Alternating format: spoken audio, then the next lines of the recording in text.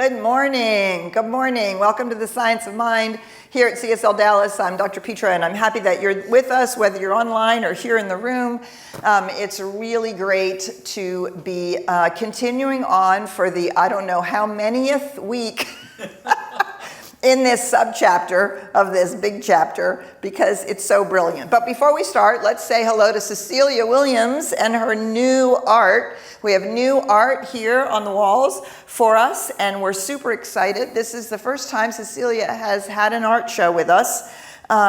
She's been a member of our community for a really long time, and she's going to be here today and next Sunday after the celebration so that you can say hello to her and talk to her about her art, take something home. I know it's really cool, right?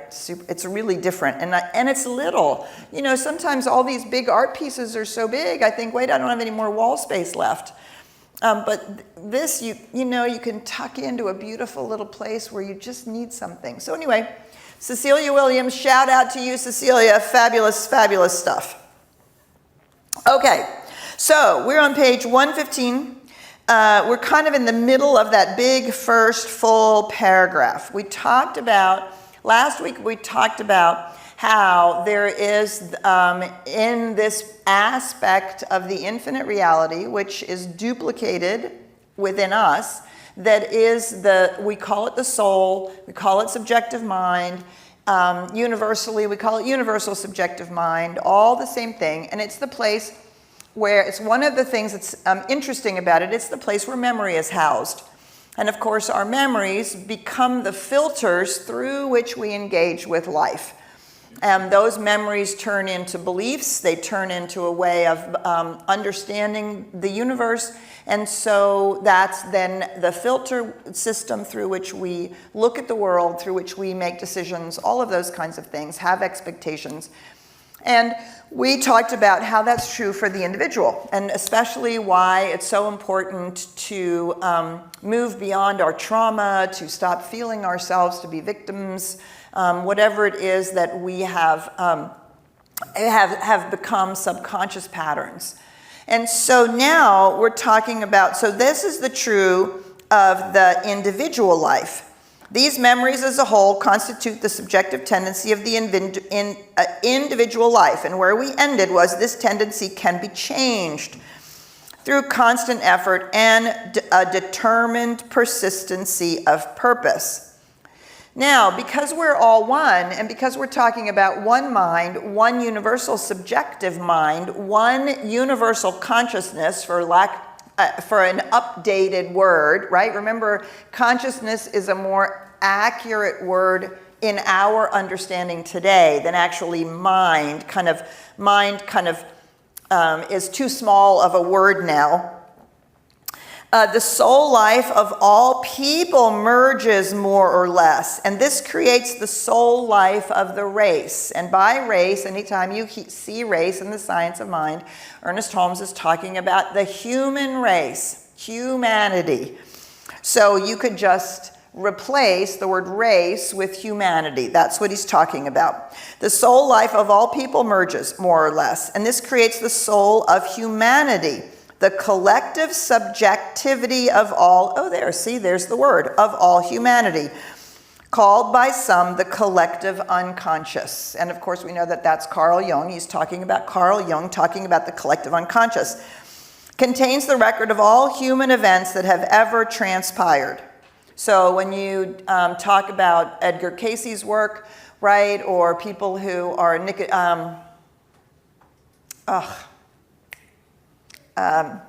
I just went to Aristotle's Nicomachean Ethics. That's not it. Who's the guy? Nostradamus. That's the guy, right? And all the predictions and all the stuff. And he said he sees all of these things, right?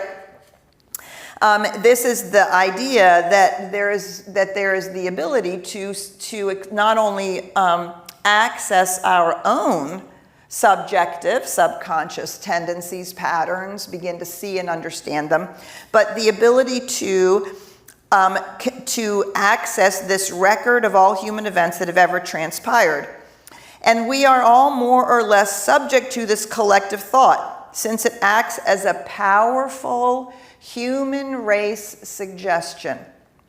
The sum total of all erroneous human belief binds until the individual mentally lifts him or herself above the law of averages into the higher law of spiritual individualism. Ooh, there's so much packed into that sentence.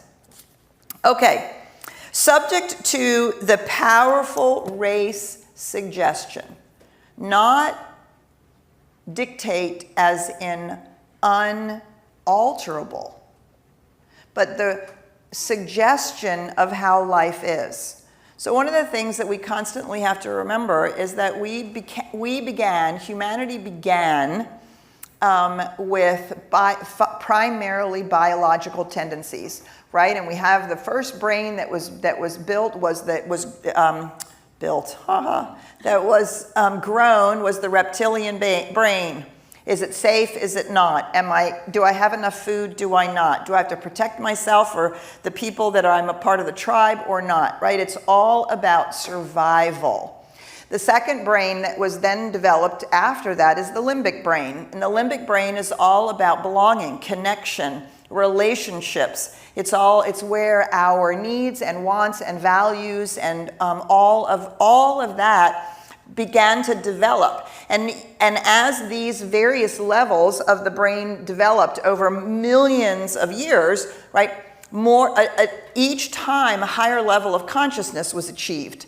And so we have different names. Before you get to Homo sapien, there are different names of the kinds of human beings that were slowly evolving. Ultimately and finally, at the very end, Homo sapiens even evolved the prefrontal cortex, which is where the executive functions live. And what are the executive functions? The ability to make decisions, which means the access to choice. And the science of mind understands, along with the ancient Hindu teachings, that all of evolution, the point of evolution is to evolve organs in which consciousness can become conscious of itself. So at the point of this brain development, right, there is an ability for the brain to become conscious of itself. Now, there's certainly other animals that have significant brain development, which we are still exploring. We don't know as much about the dolphins and the orcas and things like that as we do maybe about dogs and apes, which many of them really they have the vocabulary of a 2 and 3 and 4 year old. They're able to understand things, right? Because there's a significant brain development. And all of evolution is developing so that consciousness can be revealed. And there is some sense, some theories that say that as consciousness evolves anywhere, all of creation becomes more self-conscious. Not that creation isn't conscious in the first place. Different levels of consciousness, which really means different levels of self-awareness. So we have this idea now that we have this totality of a brain which we are using as the organ for consciousness. And in that consciousness is not only our past, our memories, our belief systems, our tendencies, but also what's lodged is millennia of, first of all, you got to survive. Second of all, who are you? Are you us or are you them? Are you part of our tribe? Are we safe, right? And on and on. And every culture, every experience, every opportunity, all of it is lodged collectively in what we call universal consciousness, which is, or the collective unconscious, which we get from Carl Jung, as I said. And so then we know from psychology, we know from organizational development, we know from spiral dynamics, is that between this individual subjective consciousness, what psychology calls subconsciousness, and this collective unconscious, which the human race, we're all embedded in, there's a whole bunch more. There's family consciousness. Did you grow up in a family where life was hard or where life was easy?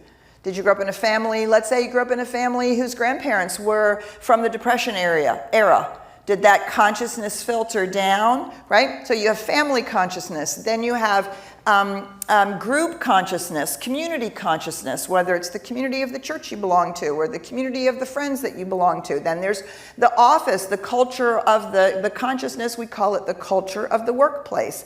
Then there's national consciousness or national culture, right? So the issue of racism in the United States, especially in the South, is actually slightly different than the issue of racism in India.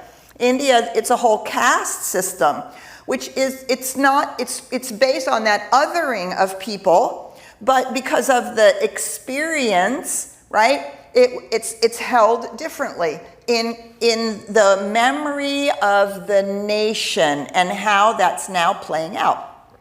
And so all the way up to sort of global consciousness and then human race consciousness. All of that, layered on top of it. And we are embedded in that infinite consciousness. So not only that part of us that is able to intend, right? We talked about the spirit of us that is able to intend and choose and all of those kinds of things. But now we have this milieu, this giant milieu. And it is the part of us that will look at a problem, particularly a social or cultural problem or global problem, and say, well, it's just always been this way. This is never going to change. That is a symptom. That thought is the symptom of being subject to the collective unconscious. Things like we have to die of something, the fact that people actually get cancer, the fact that you can, there is such a thing as a glass ceiling, the fact that there are not just biological differences between men and women, which surely there are, but there are some other kinds of differences that would require certain roles, certain stereotypes, all of these, right? This is all a part of this collective unconscious. And when we say we're being unconscious or we're being on autopilot, do you see, we're not just subject to our own past, but all of this is going on as well. Which is why it seems as though history repeats itself, right? Abused people become abusers. Victims grow more victims. I mean, it just goes on and on. Rich people or, people that are greedy, rich, that kind of rich people. It's perfectly wonderful to be wealthy, but that, greedy thing that always says there's never enough, well, it doesn't matter. You can have billions and billions and billions and still feel like it's never enough, right? All of these things are in the milieu. So, for those of you who are science nerds, you can look up Rupert Sheldrake, who is a new biologist, and he calls this the morphogenetic field. The morphogenetic field, and in the new biology, and that every species has this morphogenetic field. So he's giving it a field energetic, whereas Jung gave it a psychological space, whereas New Thought in the Science of Mind gives it this consciousness, right? We're all talking about like different levels of the same thing because we're all one, because we are in fact connected. So what do? Well, it's the same thing we do in our own lives. We're either subject to our trauma or we raise ourselves above our trauma. And we say, that was then, this is now. I am going to choose how I'm going to think, feel, behave, speak. I'm going to choose to align myself to truth as opposed to the false belief that I created that this is just the way it is, and I'm no good because somebody told me that, right? We raise ourselves out of that with our intention, and then we replant new thoughts, right? That's what we teach. That's what neuroscience teaches. That's what psychology teaches, cognitive behavioral therapy teaches. right? We rewire the brain for our own individual, to rewrite the false beliefs into beliefs that are in alignment with truth. But if the same thing is available, right, so if where our individual memory is stored, that gives it a spatial, don't hold on to that, right? Because that gives a spatial reference to something that is intangible. So whatever that mechanism is, wherever it's stored, right, in the exact same way and place, all this other stuff is stored. That is the bad news. What is the good news? That as we raise ourselves out of our own individual backgrounds and false ideas, in the same way, we can raise ourselves out of the collective unconscious, the collective automatic beliefs, and it hurts to get old. Whatever, you can't ever trust anybody because they're just going to stab you in the back no matter what, right? These we can raise ourselves out of, and so this is how we heal systemic racism. This is how we heal systemic sexism. This is how we heal the global issues of humanity in the exact same way. Because the sum total of all erroneous human beliefs binds until the individual mentally lifts themselves above the law of averages into the higher law of spiritual individualism, right? Which is our recognition that we can I have a glass of water? Would you be? Thank you, Willie. I just had a little cough drop, but this is the last little bit. All of a sudden, the throat gets dry. But it's so much better. So we raise ourselves. So this word, the law of averages, comes directly out of Thomas Troward's work. If you haven't studied Thomas Troward and you love metaphysics, you must read the Edinburgh Lectures by Thomas Troward. And he talks about the law of averages, that when we're on autopilot, we are subject to this morphogenetic field.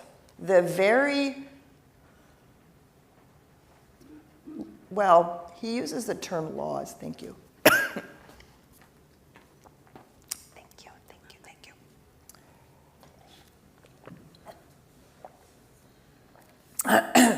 So Thomas Troward coined I don't know it truthfully. I shouldn't say that.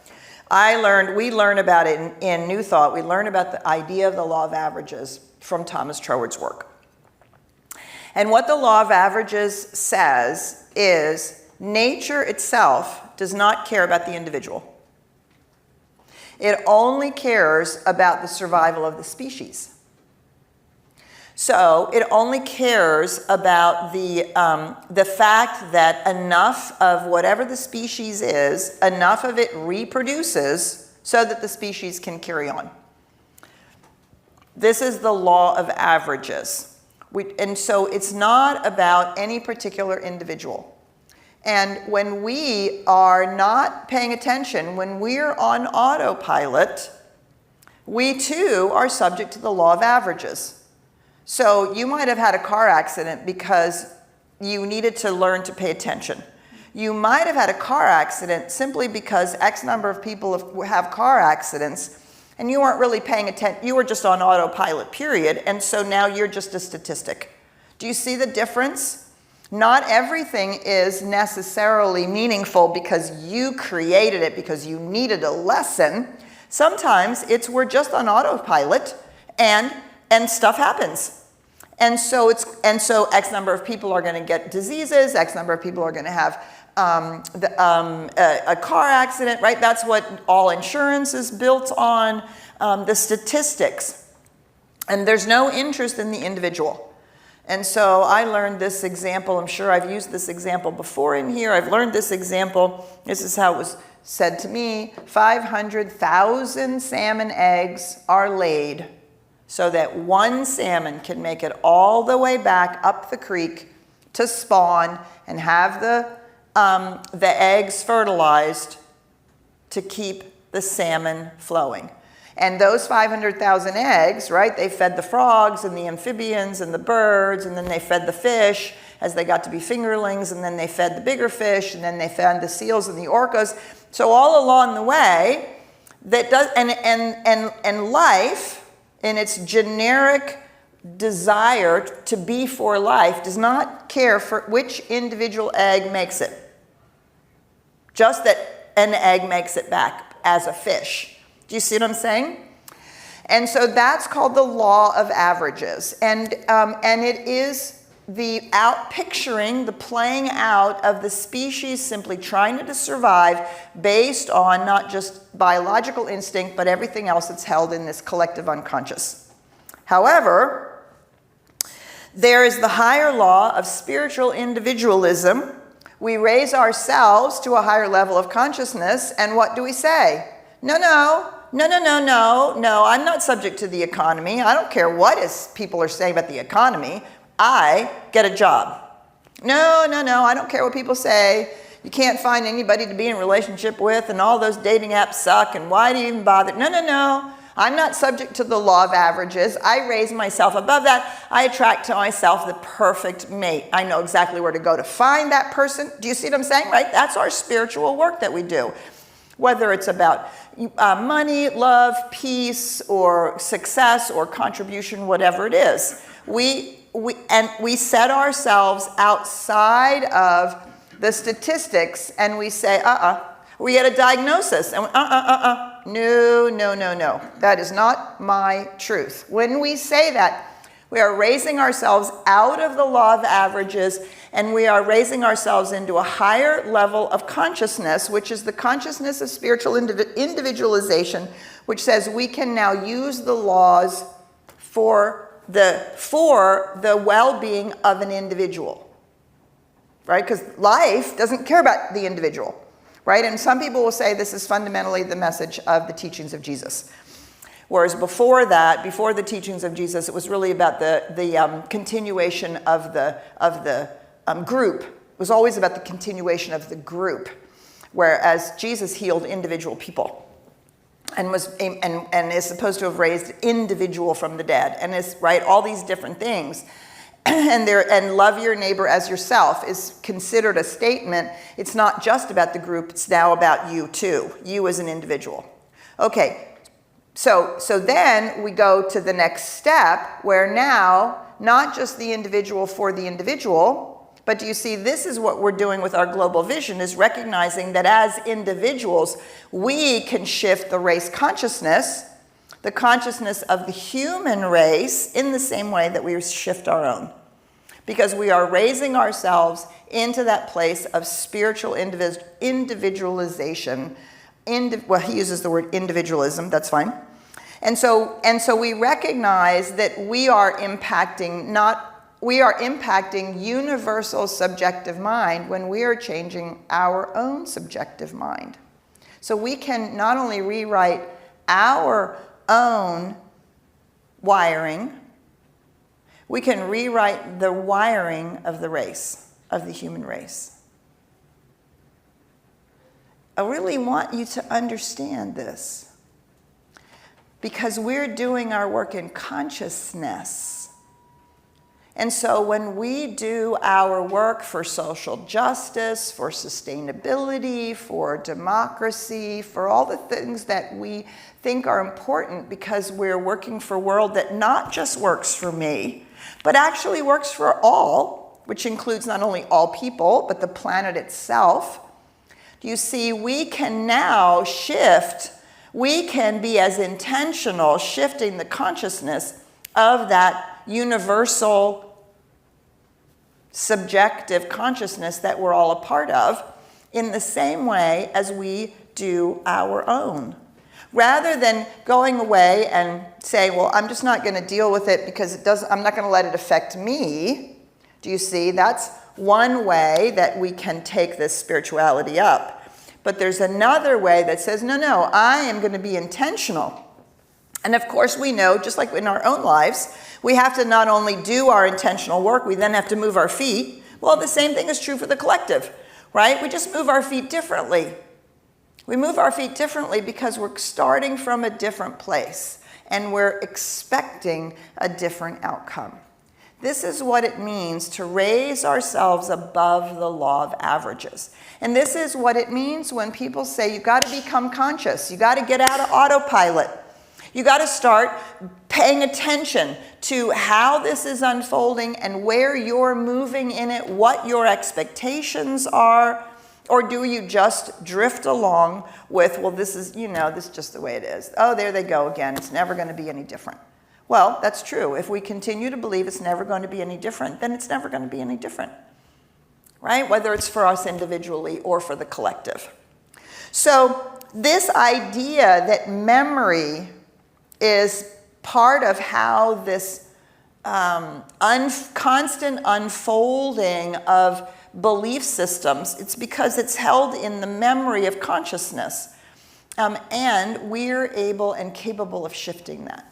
So when people say, well, how is it possible? How are these things possible? How is it possible that, these black men have been slaughtered on the streets and we've seen them? How is it possible that now this transgender hate is, or anti-Semitism, or whatever the ism is? How is it possible that we're still doing these things? What I say is, no, that's not the spiritual truth of humanity. That's not who we came here to be.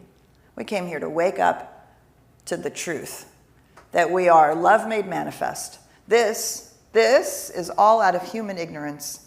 There's nothing holding it in place but our belief that this is the way you can behave, that it's okay to behave this way. And so I say no to it. No, absolutely not. This is not the truth of who we are, right? Constantly doing that work and expecting that to make a change.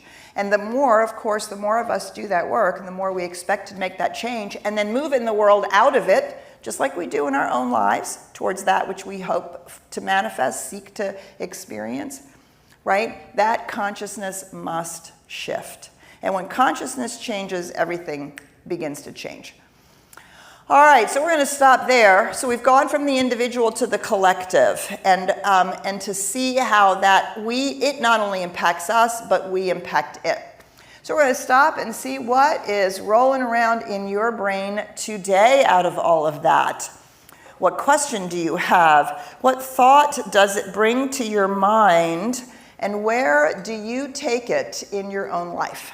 So we're going to say good morning to Ryan and see what's going on out there. Well, good morning to you too, Dr. Petra, and good morning to everybody here in the campus and all of the folks who are joining us all over the world online via Zoom and on Facebook Live. Love having you guys here in community. And as Dr. Petra was explaining, this is an engaging conversation. So you start with the seed, and then you grow into the plant. So we want to hear what you have to say.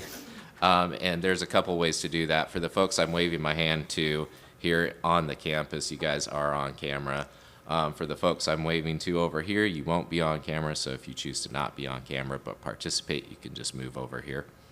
And for those who are joining us on Zoom, you can hit the raise your hand icon located down below underneath the More or the Reactions tab. And for the folks joining us on Facebook, go ahead and drop where you're watching us from today and any questions or comments that you might have. And I always like to mention I keep the chats anonymous. That way we can continue to have a safe container for spiritual growth. So before we go here to Willie in the room, I just wanted to read this question. Okay. Because it came up, and I think it's really good for what we're talking about here. So it says, Joel Goldsmith writes that with enough spiritual practice and consciousness, we can entirely opt ourselves out of the law of averages. Do you think Ernest would agree with that? Oh, completely. Absolutely. What Ernest Holmes does is never forget that you also have to work in the world. Right? We don't become hermits, and we don't withdraw from the world. We opt out of the law of averages at every level to the best of our ability. It does take mental and spiritual coin to do that, right? Because we really do have to find an entirely different place to stand. And all of our spiritual practices are designed to rewrite our belief systems of not just our trauma, but our belief about how the nature of reality works. You read Joel Goldsmith, he's standing in an entirely different place. And then we have to outpicture in the world. It's not enough to just have it in consciousness. Yeah, great question. All right, Willie. Yeah, we're getting a microphone over to Willie. Thank you, Joe, for volunteering today. We love our volunteers. I'm Willie, and I just had this massive awakening this morning.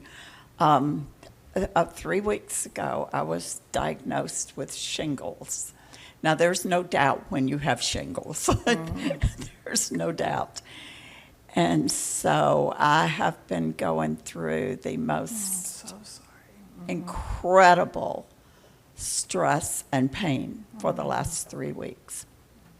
And on my way here this morning, I was just asking the shingles, what's this all about? What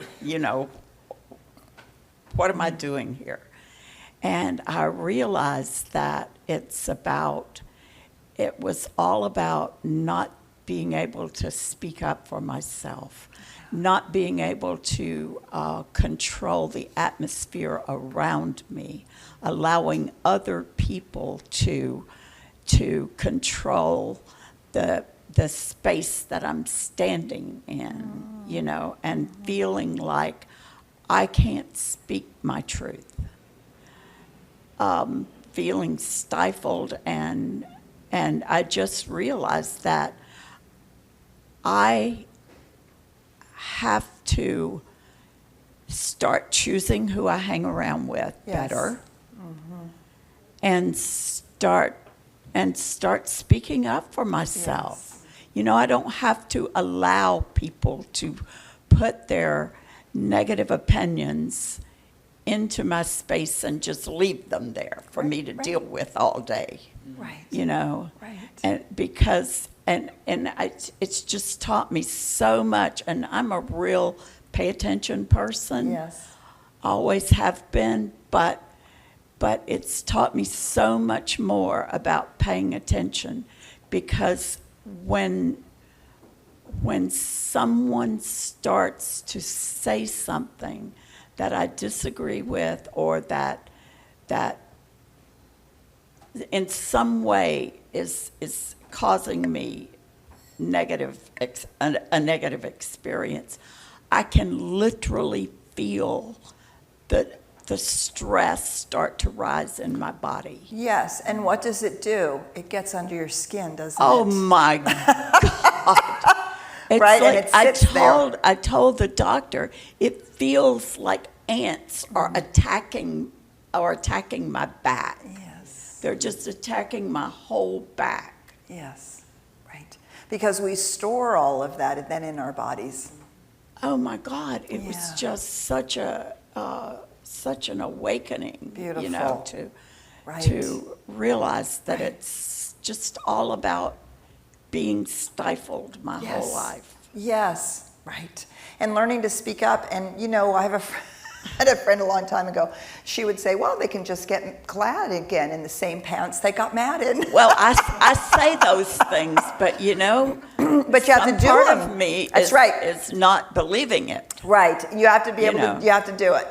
And the other side of that coin is, right, we have to trust that people are adults. Yes. That they can actually handle our response. No, and of course, obviously, we're not attacking, we're not being nasty, any of those things.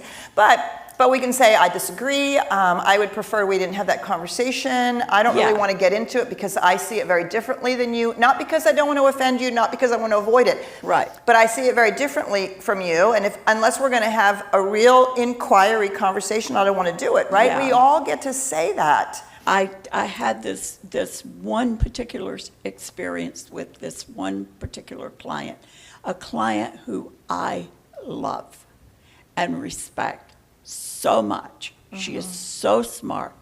And she, when I told her that I had shingles, her first response was to, was to tell me that I should have got that vaccine, you know. And like, I didn't know that, you know, like I haven't figured that out yet, you know, and she didn't mean anything except to help me. Right, but you didn't ask for help either. Exactly.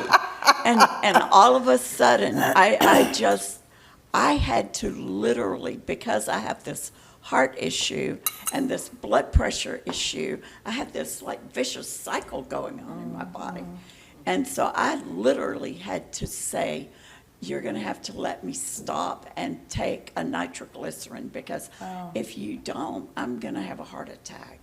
And she said, oh my God, Willie, just tell me to shut up. And so I said, well, next time I will.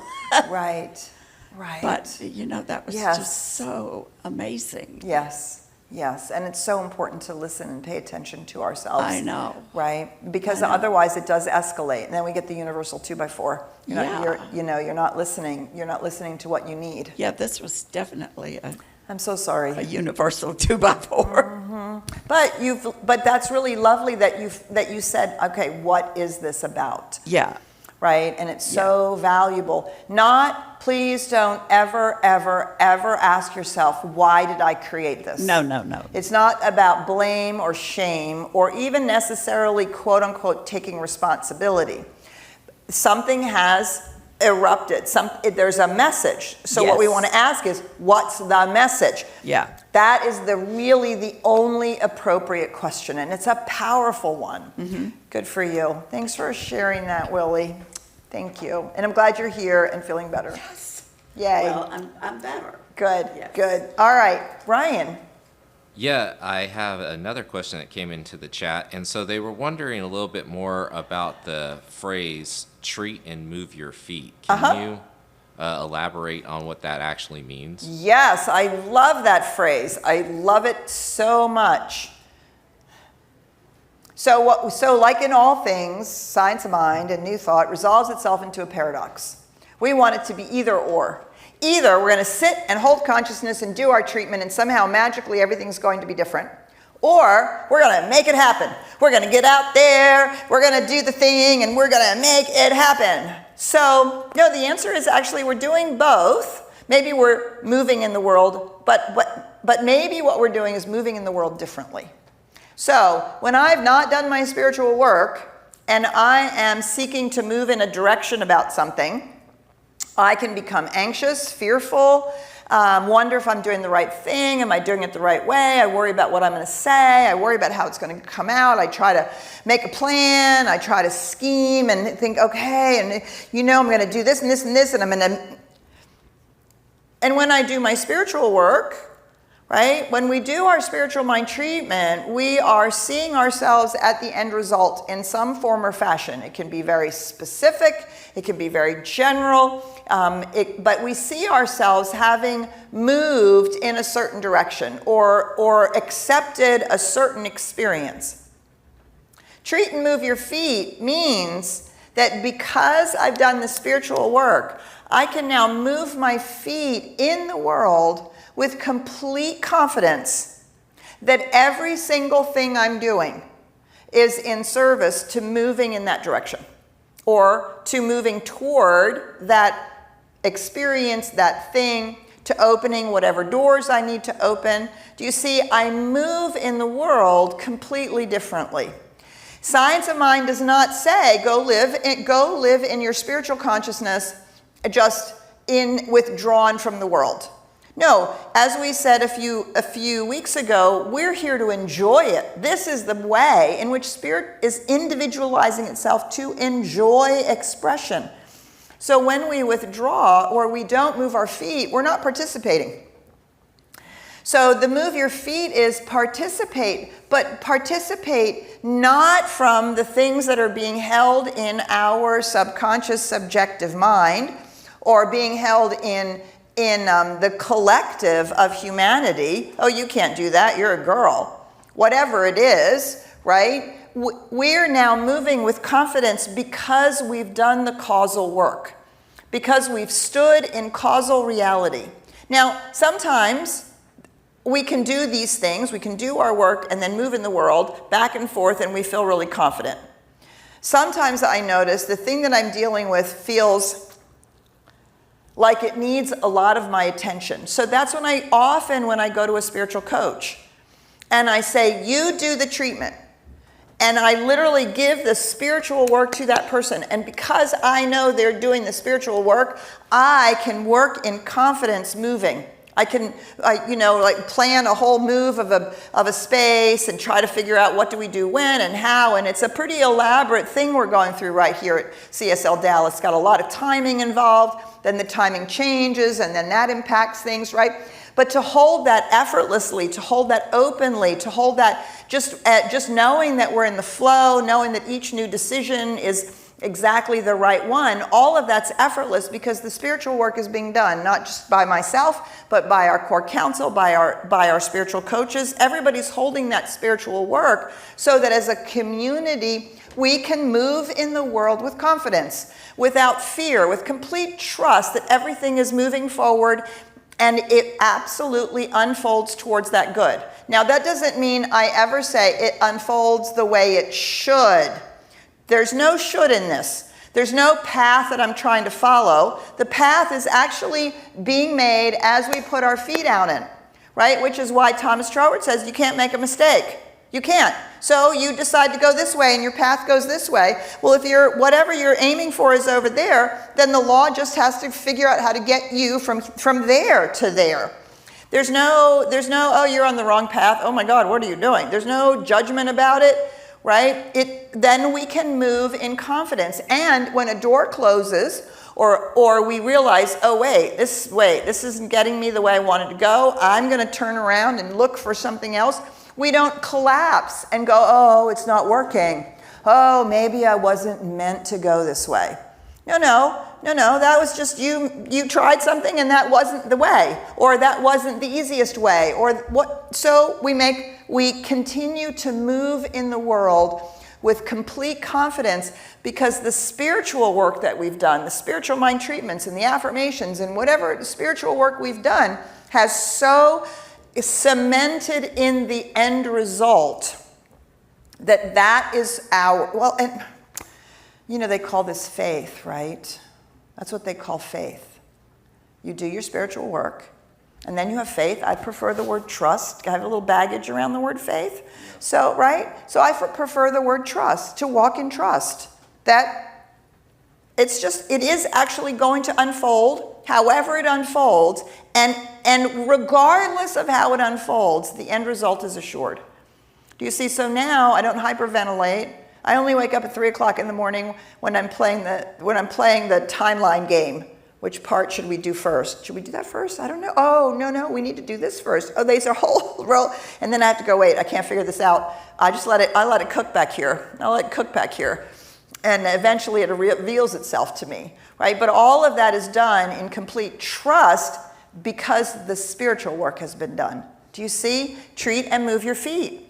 Treat and be engaged. Treat and trust the process. Treat and go for it. And all of that is out of the spiritual work. Not in opposition to, not instead of, but as two sides of the same coin. All right, great question. All right, so we're coming to the end. Ryan has some things to say. I do. I have some very exciting things to tell you about.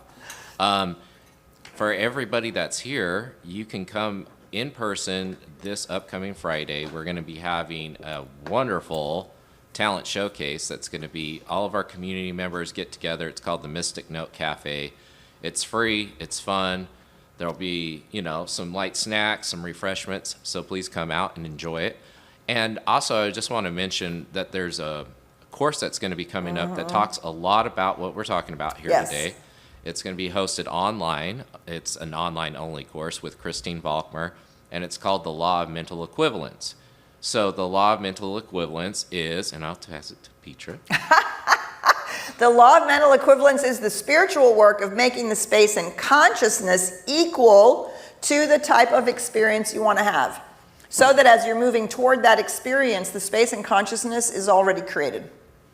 blows your mind. That's why we take 5 weeks to do it. So it's going to be, I believe, every Monday. Yeah, It's gonna it's be it's happening. great, and Christine's a great teacher. You're gonna love taking that class Yes. from her. So make sure to join her for that. And yes, that starts August 13th. So just go to CSLDallas.org and you can find out more information, get registered for that as well. And I just want to give you guys a heads up. We are doing an in-person event here too. If you like to do art, if you love meditation, I'm going to be doing an experience on the last Saturday of August, which is called Vision Cast. Vision Cast. It's gonna By sound- Ryan Brown, It's going to Brown. sound way better for the folks who are online for that echo effect, by the way. Yeah, so it's a wonderful event. If you guys want to create, it's not necessarily a vision board, but it's more of a guided experience that kind of helps you to navigate through your internal dialogue and come out with something really cool for your future and a fun piece of artwork that you can take home and hang on your wall as a positive reminder for the things that you have created. So join me for that, and that's going to be the last Saturday of the month here at CSL Dallas. So excited to have that. Yay, yay. Well, and so we're going to continue on with moving here. So if you're in the local DFW area, watch for sign-up opportunities and texts. We're going to be continuing to work on our project of clearing out and moving some things. So we're going to be needing you. We also are going to be needing some people who love tools and love working with tools. We definitely have some things that we ourselves have to do that the contractors aren't going to be doing. And so we're going to be needing some good hands to do that stuff. So please watch and pay attention. We are also doing a fundraiser for this remodeling project. The total is $75,000. We've already raised just about $50,000, and now it's your turn to participate. Please do make a contribution. I know it's big campaign season. Everybody and their brother is asking you for money.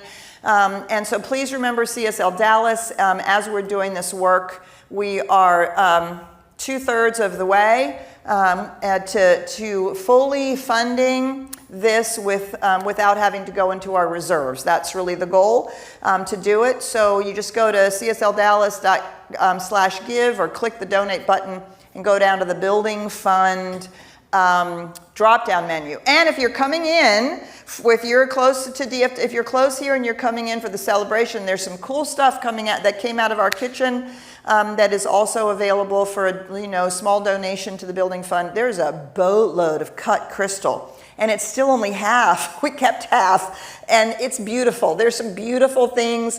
Some very practical things for your kitchen. We're clearing it out so that we can keep clearing stuff out. So come out on the Sundays. There's always lots of good stuff to see. We're going to enjoy Christine Volkemer today at the celebration, and it is our back to school blessing. So bring your kids for the back to school blessing. It's going to be really special today at the celebration. So we'll see you soon. We'll see you when we see you. Bye for now.